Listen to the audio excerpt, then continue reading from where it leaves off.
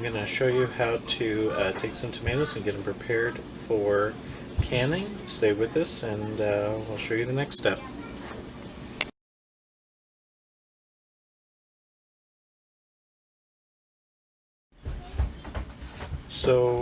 So far we have taken the tomatoes, washed them really good, and we have just quartered them and diced them into chunks. As you can see, there is a bunch of different varieties here. We have some purple and some red and some orange and some mortgage lifters, more like a pink, a little green tomatoes, so that are meant to be greens. Either just more like a Cherokee purple has more of a green hue, and then it goes to a purple. So we haven't put any salt on them or anything, so I'm just going to stick them on a low heat and kind of let them reduce a little bit and cover them, and I'll show you what they look like after that. Okay, this is the tomatoes, and they've been boiling about an hour, so I'm going to reduce them a little bit more. As you can see, the skins have started to kind of peel away from the flesh, inside flesh, and the seeds have kind of come loose. So that's what we want. We want to boil all that off, and we'll just continue boiling it until all of it is part of the juice.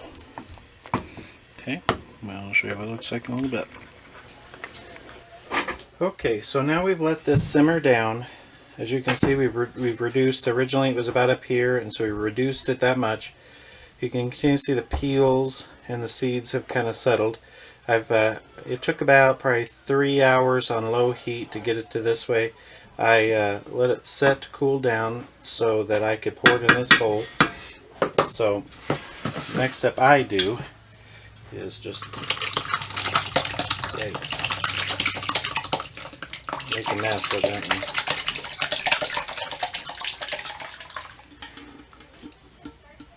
So we want to get all the chunks, the peels out. Okay. So the next step is that we want to strain it. So now we're just going to take our strainer here.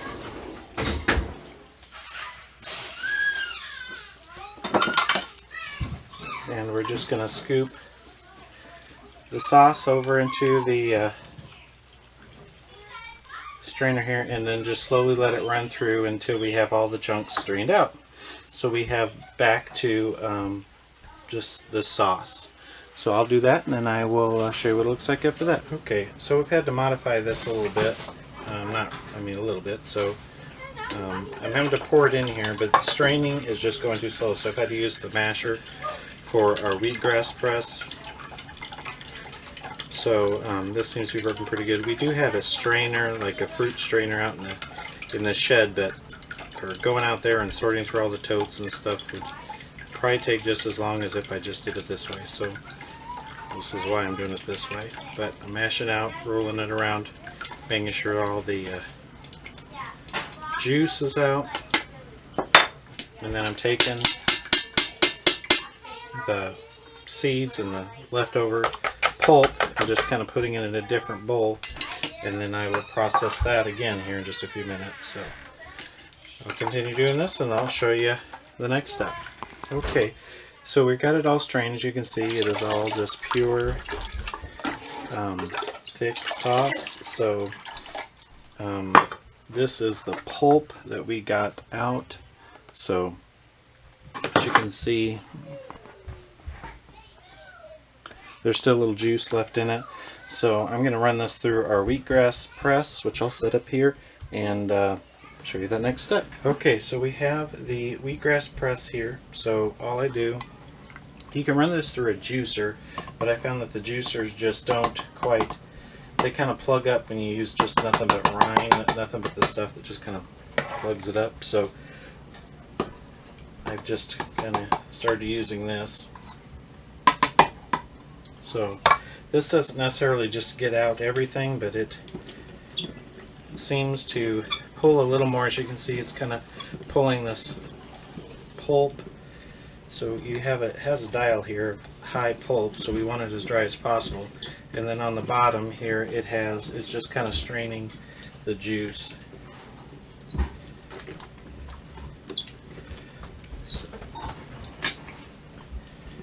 So this, to me, I think works pretty good for what we need to do it for.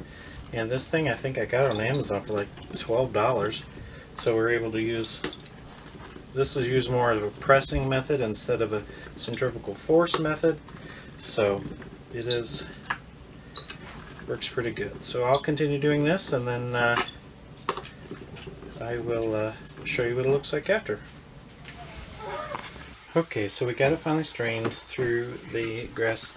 These like little turd shapes here, that is what like the fine pit or the coarse pit that came out the end, and then this is kind of the fine part of the tomato that came through, like the juicing section that you kind of strain off from the juice. So this is what we'll discard. As you can see, it's pretty dry, got most of the juice out, so we'll just feed this to the chickens and give them some vitamins. So okay, this here, that's my spoon, so don't. And this here is the juice. So now you can, as you can see, it's pretty thick as it already.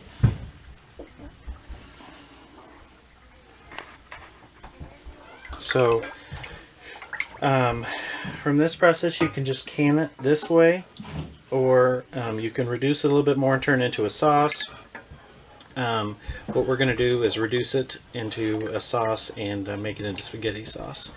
So, but that will be a different video, so watch for that. So that is the end of this video on how to prepare your tomatoes for canning. So